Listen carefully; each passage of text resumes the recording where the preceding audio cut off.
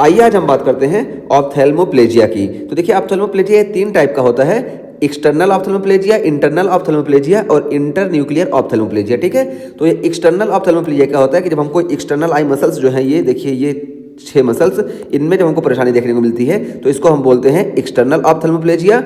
और जब हमको इंटरनल मसल में परेशानी देखने को मिलती है ना, इसको हम बोलते हैं इंटरनल ऑप्थेल्मोप्लेजिया। जैसे सेलियरी मसल्स है या इसी तरीके से स्फिंक्टर पिपलाई मसल्स है, तो इसमें परेशानी देखने को मिलेगी, तो इसको हम बोलते हैं इंटरनल ऑप्थेल्मोप्लेजिया।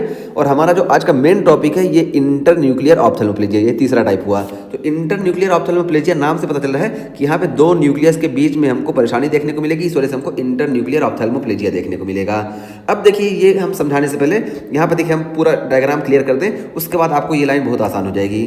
तो देखिए हमारी आई है ये लेफ्ट आई, ठीक है, तो लेफ्ट आई में देखिए lateral rectus, medial rectus, superior rectus और इंफीरियर रेक्टस, इससे हमको मतलब नहीं है। लेटरल रेक्टस और मीडियल रेक्टस से मतलब है क्योंकि यहाँ पे हम हॉरिजॉन्टल गेज पाल्सी की बात करने जा रहे हैं। ठीक है, तो ये इंटरन्यूक्लियर ऑप्थेल्मोप्लेजिया जो होता है, यहाँ पे हमको हॉरिजॉन्टल प्रॉब्लम देखने को मिलती है। तो यहाँ पे मीडियल रेक्टस इन्वॉल्व होंगी और लेटरल रेक्टस, ये चीज़ हुई। और ये देखिए ये पूरा यहाँ पे ब्रेन दिखा दिया गया। तो ब्रेन में देखिए ये हमारी राइट फ्रंटल आई फील्ड है, और उसके बाद फिर देखिए यहाँ मिड ब्रेन में देखिए ये थर्ड क्रेनियल के न्यूक्लियाई है, और फिर ये देखिए ये पोन्स में पैरापोन्टाइन रेटिकुलर फॉर्मेशन है, और इसी पोन्स में देखिए ये 6 क्रेनियल नर्व के न्यूक्लियस है। ठीक है, तो हमको मालूम है कि जो थर्ड क्रेनियल नर्व है ये मीडियल रेक्टस को सप्लाई करती है। इन दो की हम खाली बात कर रहे हैं यहाँ पे, ठीक है, ज़्यादा कंफ्यूज नहीं करेंगे। तो थर्ड क्रेनियल नर्व जो होती है ये मीडियल रेक्टस को सप्लाई करती है, और जो ये 6 क्रेनियल नर्व होती है ये लेटरल रेक्टस को सप्लाई करती है। ठीक है, तो ये हमारी लेफ्ट आई है। तो लेफ्ट आई में देखिए लेफ्ट आई की ये 6 क्रेनियल नर्व के न्यूक्लियाई ये सप्लाई करेगी लेटरल रेक्टस को, और थर्ड क्रेनियल नर्व के न्यूक्लियाई ये सप्लाई करेगी मीडियल रेक्टस को। नॉर्मली ये हुआ।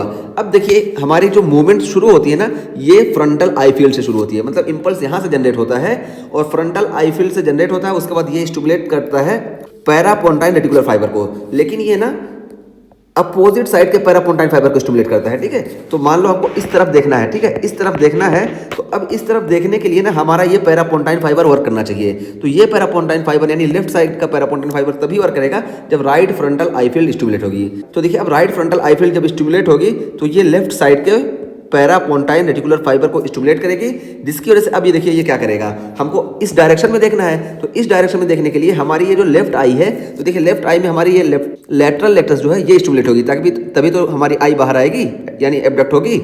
और ये हमारी राइट आई भी इधर आनी चाहिए, लेकिन राइट आई को इधर आने के लिए यहाँ पे देखिए मीडियल रेक्टस का रोल होता है। ठीक है, क्योंकि यहाँ पे हमको एडक्शन देखना है, तो एडक्शन के लिए मीडियल रेक्टस जिम्मेदार होती है।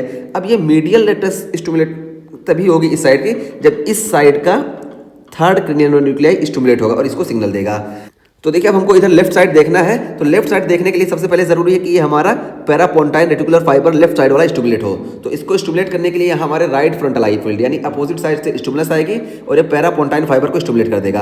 अब ये पैरापोन्टाइन फाइबर देखिए क्या करेगा कि ये फॉरन सिग्नल दे देगा 6 क्रेनियल नर्व को। ठीक है, तो 6 क्रेनियल नर्व फॉरन जान जाएगी, अच्छा यहाँ से न्यूक्लियस आया, यानी हमको क्या करना है कि लेटरल रेक्टस को स्टिमुलेट करना है, और लेटरल रेक्टस जैसे स्टिमुलेट होगी ये इधर आएगी। ठीक है, ये इधर आ गई, लेकिन अभी देखिए ये वाली इधर आना बाकी है। अब ये इधर कैसे आएगी, तो ये 6 क्रेनियल नर्व और ये देखिए third cranial nerve opposite side के, इसके बीच में एक कनेक्शन होता है, एक वायर होता है एक। ठीक है, इसको हम बोलते हैं इस फाइबर को मीडियल लॉन्गिट्यूडनल फेसिकुलस। ठीक है, तो ये मीडियल लॉन्गिट्यूडनल फेसिकुलस हो गया, और ये जिस साइड के क्रेनियल नर्व को कनेक्ट करता है ना, यानी हमको इस साइड का थर्ड क्रेनियल नर्व देखने को मिल रहा है राइट साइड की, तो इसी हिसाब से इसका हम नाम रखते हैं। तो देखिए ये होगी हमारी राइट मीडियल लॉन्गिट्यूडनल फेसिकुलस।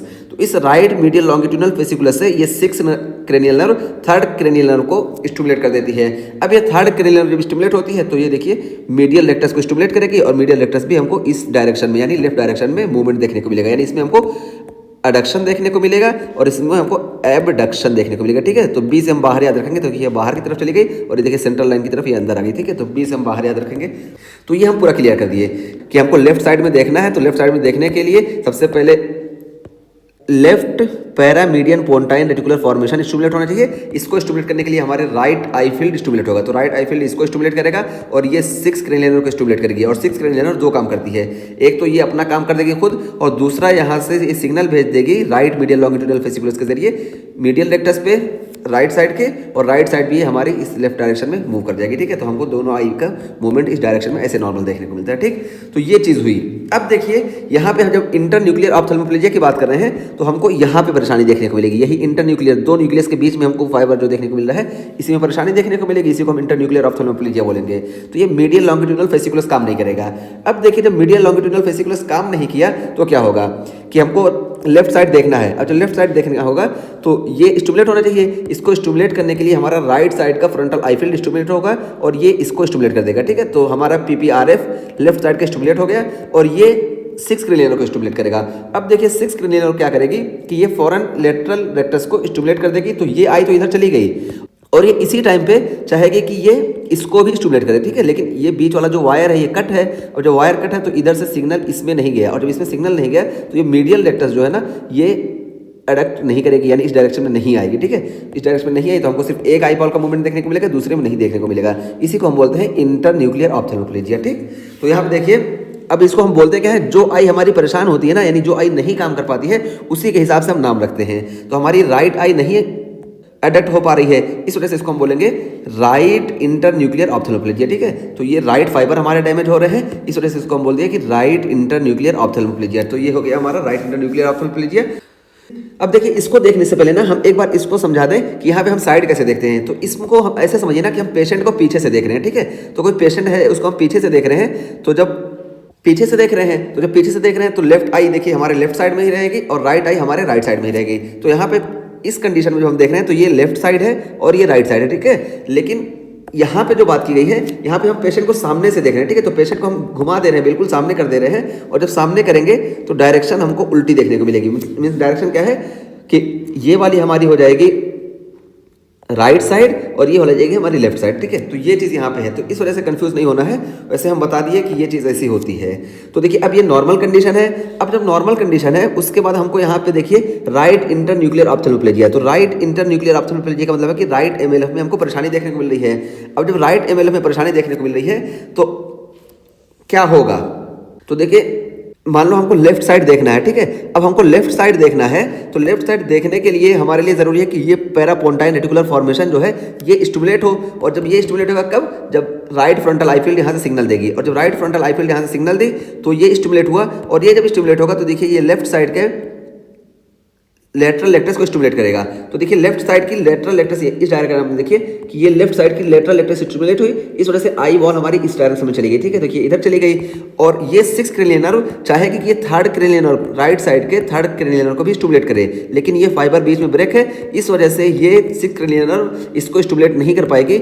इस वजह से यहाँ सिग्नल नहीं जाएगा और जब यहाँ सिग्नल नहीं जाएगा तो ये मीडियल लेक्टस स्टिमुलेट नहीं होगी और जब मीडियल लेक्टस नहीं स्टिमुलेट होगी तो हमको आई की डायरेक्शन इस डायरेक्शन में यानी लेफ्ट डायरेक्शन में नहीं देखने को मिलेगी। तो देखिए इसकी डायरेक्शन लेफ्ट डायरेक्शन में देखने को मिली लेकिन इसकी नहीं देखने को मिली। तो यहाँ पे देखिए यही दिखाया गया कि देखिए ये हमारी लेफ्ट आई लेफ्ट डायरेक्शन में मूव कर रही है यानी एबडक्ट कर रही है, लेकिन ये राइट आई देखिए राइट आई बिल्कुल भी एडक्ट नहीं कर रही है। क्यों? क्योंकि यहाँ पे ये कनेक्शन जो था ये वाला कनेक्शन ये लॉस हो गया।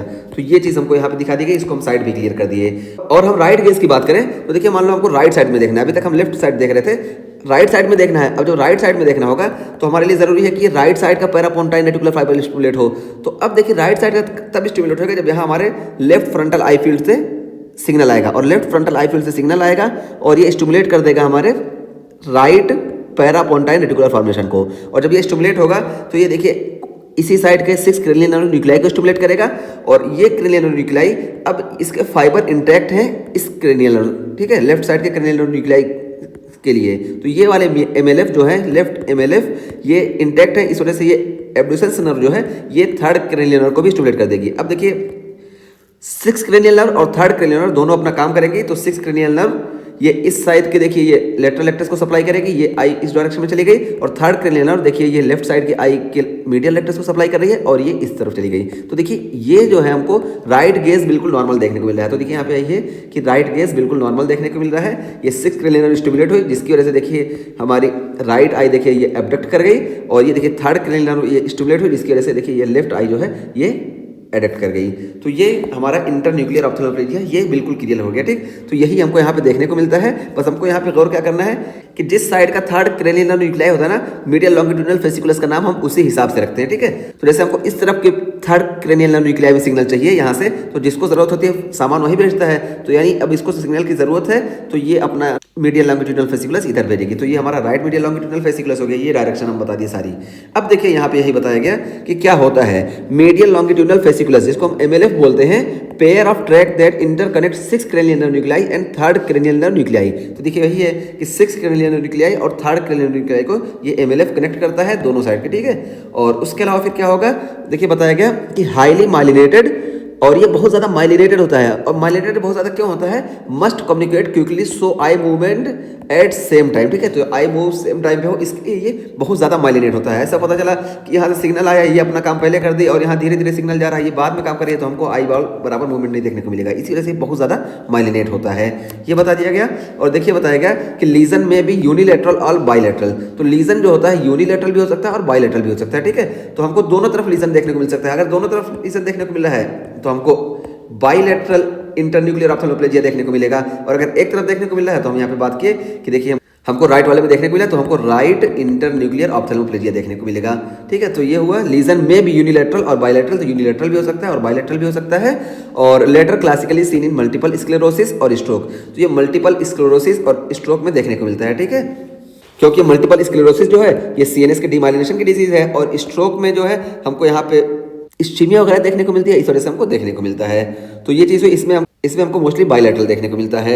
और उसके बाद फिर देखिए बताया गया कि लीजन इन एमएलएफ। तो एमएलएफ में जो लीजन हो जाएगा ना, तो इंटरन्यूक्लियर ऑप्थेल्मोप्लेजिया हमको देखने को मिलेगा। इसी को हम आईएनओ बोलते हैं। हम यहाँ पे बता के आए कि इसमें जब लीजन हो जाएगा तो आईएनओ हम बोलेंगे इसको, इंटरन्यूक्लियर ऑप्थेल्मोप्लेजिया। और ये क्या होता है, ए कॉन्जुगेट हॉरिजॉन्टल गेज पॉलिसी। यहाँ पे हमको हॉरिजॉन्टल गेज पॉलिसी देखने को मिलती है। हम शुरू में ही बताया कि हमको हॉरिजॉन्टल मूवमेंट में प्रॉब्लम देखने को मिलेगी। तो ये हुआ कि हॉरिजॉन्टल गेज पॉलिसी इसको हम बोले। और lack of communication such that when cranial nerve 6 nucleus activate ipsilateral lateral rectus, contralateral 3rd cranial nerve nucleus does not stimulate medial rectus to contract। तो देखिए यही चीज़ हम यहाँ पे बताएं कि जब ये 6 क्रेनियल नर्व न्यूक्लियाई ये लेटरल रेक्टस को, इप्सिलेटरल लेटरल रेक्टस को ये स्टिमुलेट करेगी कि ये एबडक्ट करे, तो इस टाइम पे ये 3rd cranial nerve nuclei opposite side की, इसको जरूरी है कि ये स्टिमुलेट करे मीडियल रेक्टस को कि ये एडक्ट करे। तो यही नहीं हो पाता। यही यहाँ बता दिया गया कि लैक ऑफ कम्युनिकेशन की इसके बीच में जो कम्युनिकेशन है ये लॉस हो जाएगा। तो देखिए lack of communication such that when cranial nerve nuclei activate ipsilateral rectus, तो ये 6 क्रेनियल नर्व एप्सिलेटरल रेक्टस को स्टिमुलेट करेगी। लेकिन contralateral 3rd cranial nerve nuclei, देखिए कॉन्ट्रालेटरल 3rd क्रेनियल न्यूक्लियाई ये मीडियल रेक्टस को स्टिमुलेट नहीं कर पाएगी। जब स्टिमुलेट नहीं करेगी तो ये कॉन्ट्रैक्ट नहीं होगी, और जो कॉन्ट्रैक्ट नहीं होगी तो यहाँ पे हमको एडक्शन नहीं देखने को मिलेगा मीडियल रेक्टस में। तो यही यहाँ पे बता दिया गया। और उसके बाद फिर देखिए क्या है, अबडक्टिंग आई डिस्प्ले निस्टिग्मस। तो यहाँ पे देखिए अब जो आई एबडक्ट हो रही है ना, ये देखिए ये एबडक्ट हो रही है, इसमें हमको निस्टिग्मस देखने को मिलेगा। क्यों निस्टिग्मस देखने को मिलेगा, क्योंकि ये आई अकेले इधर आई, ये आई नहीं आई, तो इस आई को लगेगा कि हमारा साथी पीछे रह गया। जैसे हमारे साथ होता है कि हम आगे गए, कोई साथी पीछे रह गया, तो जल्दी से पीछे आते हैं और इसको सही करना चाहते हैं। तो यही यहाँ पे ओवर स्टिमुलेट होगी कि इधर आई ये नहीं आई, तो ये जल्दी जल्दी आगे पीछे होगी कि तुम भी आ जाओ। तो यहाँ पे ओवर स्टिमुलेट होगी, इस वजह से इधर गई फिर जल्दी से इधर आएगी, ठीक है, फिर इधर गई फिर जल्दी से इधर आएगी। तो हमको इसमें निस्टिग्मस देखने को मिलेगा। और निस्टिग्मस में ना ये वाली मूवमेंट जो होती है सही वाली, ये धीरे धीरे होती है। और करेक्शन वाली मूवमेंट जो होती है ना, कि इसको हम सही करने के लिए वापस आ रहे हैं, तो ये बहुत तेज होगी, बहुत तेज। तो ये जो फास्ट कंपोनेंट होता है ना, इसी को हम बोलते हैं निस्टिग्मस का कंपोनेंट। तो अभी हम इस पर बात करेंगे। बस हमको पता होना चाहिए कि जो आई हमारी सही होगी उसी में हमको निस्टिग्मस देखने को मिलेगा। तो देखिए क्या है कि 6 cranial nerve over fire to stimulate 3rd cranial nerve. तो ये 6 क्रेनियल नर्व ओवर स्टिमुलेट होगी कि ये 3rd क्रेनियल नर्व ये स्टिमुलेट हो जाए, तो दोनों एक साथ काम करें, इसके लिए ओवर स्टिमुलेट होगी। इस वजह से हमको इसमें निस्टिग्मस देखने को मिलेगा। धीरे धीरे ये मूवमेंट होगी फिर तेज होगी, तो यही हमारी निस्टिग्मस होती है। और यहाँ पे देखिए बताया गया कन्वर्जन नॉर्मल। तो कन्वर्जेंस नॉर्मल रहेगा। तो कन्वर्जेंस में हमारी सिर्फ 3rd क्रेनियल नर्व न्यूक्लियाई का रोल होता है। तो 3rd क्रेनियल नर्व न्यूक्लियाई जब स्टिमुलेट होंगी तो यहाँ पे एमएलएफ का कोई काम ही नहीं है। 3rd cranial nerve nuclei stimulate हुई तो ये मीडियल रेक्टस को इधर के स्टिमुलेट की, और इधर वाली इधर के मीडियल रेक्टस को स्टिमुलेट की। तो ये देखिए हमको कन्वर्जेंस नॉर्मल देखने को मिलेगा, ठीक है। तो हमको यहाँ पे कन्वर्जेंस नॉर्मल देखने को मिला। और देखिए बताया गया कि एमएलएफ इन एमएस, तो हमको एमएलएफ के लीजन्स देखने को मिलते हैं मल्टीपल स्क्लेरोसिस में, ठीक है। तो मल्टीपल स्क्लेरोसिस में हमको एमएलएफ देखने को मिलता है। और उसका फिर देखिए क्या है, when looking left nucleus of cranial nerve fires which contact the left lateral rectus and stimulate the contralateral right nucleus of 3rd cranial nerve via the medial longitudinal fasciculus to contact the right medial rectus. तो यही चीज हम यहाँ पे बता के आए, वही चीज यहाँ बताया गया कि जब लेफ्ट देखना होगा तो ये left 6 cranial nerve nuclei left rectus को स्टिमुलेट करेगा, और ये इसी टाइम पे 6 cranial nerve 3rd cranial nerve nuclei को स्टिमुलेट करेगा इसके जरिए एमएलएफ के जरिए कि यहाँ पे मीडियल रेक्टस स्टिमुलेट हो। ठीक है। तो यही यहाँ पे बताया गया कि व्हेन लुकिंग लेफ्ट, जब हम लेफ्ट देखते हैं तो 6 क्रेनियल न्यूक्लियाई फायर होती है और इसकी वजह से हमको लेफ्ट लेटरल लेक्टस का कॉन्ट्रैक्शन देखने को मिलता है और यही 6 क्रेनियल न्यूक्लियाई ये स्टिमुलेट करती है contralateral nucleus of the third cranial nerve. तो जब ये थर्ड क्रेनियल नर्व का न्यूक्लियस स्टिमुलेट होगा तो ये कॉन्ट्रालेटरल साइड का मीडियल लेक्टस स्टिमुलेट होगी, ठीक है। और ये किसके जरिए करती है, तो राइट मीडियल लॉन्गिट्यूडिनल फेसिकुलस के जरिए ये इसको स्टिमुलेट करती है। और उसके बाद फिर देखिए अब बताया गया कि डायरेक्शन टर्म, तो डायरेक्शन हम किस तरह बोलते हैं, तो राइट इंटर न्यूक्लियर ऑप्थेल्मोप्लेजिया और लेफ्ट इंटर न्यूक्लियर ऑप्थेल्मोप्लेजिया है। राइट और लेफ्ट हॉरिजॉन्टल है तो यही होगा राइट या लेफ्ट। तो ठीक है, तो ये राइट और लेफ्ट हम कब बोलेंगे बताया गया, refers to the eye that is unable to adduct, तो उस आई के रेफरेंस में हम बोलेंगे जो एडक्ट नहीं हो रही है। तो यहाँ पे देखिए हम वही बताए थे ना कि देखिए ये आई हमारी एबडक्ट हो जा रही है लेकिन ये आई एडक्ट नहीं हो रही है। तो जब ये राइट आई एडक्ट नहीं हो रही है तो इसको हम बोल दिए कि राइट इंटर न्यूक्लियर ऑप्थेल्मोप्लेजिया। देखिए यहाँ पे कि ये लेफ्ट आई हमारी जो है ये एबडक्ट हो जा रही है लेकिन राइट आई ये एडक्ट नहीं हो रही है, तो इसको हम बोल दिए राइट इंटर न्यूक्लियर ऑप्थेल्मोप्लेजिया, ठीक। तो ये चीज़ हुई। और उसके बाद फिर देखिए INO इंटर न्यूक्लियर ऑप्थेल्मोप्लेजिया में क्या होगा, इप्सिलेटरल एडक्शन फेलियर। तो इप्सिलेटरल एडक्शन फेलियर हमको देखने को मिलेगा और निस्टिग्मस जो होगी हमको अपोजिट साइड में देखने को मिलेगी। इंटर न्यूक्लियर ऑप्थेल्मोप्लेजिया का मतलब कि यहाँ पे हमको इंटर न्यूक्लियर ऑप्थेल्मोप्लेजिया यानी दो न्यूक्लियस के बीच में हमको यहाँ पे परेशानी देखने को मिली, यही हम जिसकी बात कर रहे हैं। तो इसमें हमको इप्सिलेटरल इसी साइड के एडक्शन का फेलियर देखने को मिलेगा और जबकि हमको निस्टिग्मस जो होगा ये अपोजिट साइड का देखने को मिलेगा। तो देखिए हमारी लेफ्ट आई का निस्टिग्मस देखने को मिला। तो यही यहाँ पे बता दिया गया कि INO से हम याद रखेंगे इंटर न्यूक्लियर ऑप्थेल्मोप्लेजिया में इप्सिलेटरल एडक्शन फेलियर देखने को मिलता है और निस्टिग्मस जो होता है ये हमको अपोजिट आई का देखने को मिलता है। तो ये हो गया हमारा टॉपिक कंप्लीट, ठीक। तो ये हम पूरा टॉपिक क्लियर कर दिए और शुरू में हम दो चीज़ बता के आए थे उसको यहाँ पे एक बार हम फिर से क्लियर कर दें। कॉमन ब्रेन लीजन में देखिए फ्रंटल आई फील्ड में जब हमको डिफेक्ट देखने को मिलेगा तब क्या होगा और पैरापोंटाइन रेटिकुलर फॉर्मेशन में जब डिफेक्ट देखने को मिलेगा तब क्या होगा। तो देखिए फ्रंटल आई फील्ड, तो फ्रंटल आई फील्ड देखिए हमारी इस साइड की फ्रंटल आई फील्ड में मान लो हमको लीजन देखने को मिला, ठीक है। यहाँ पे हमको लीजन देखने को मिला तो फ्रंटल आई फील्ड में लीजन देखने को मिला, क्या होगा कि eye look toward brain lesion. तो यहाँ पे देखिए ब्रेन लीजन यहाँ पे हो गया।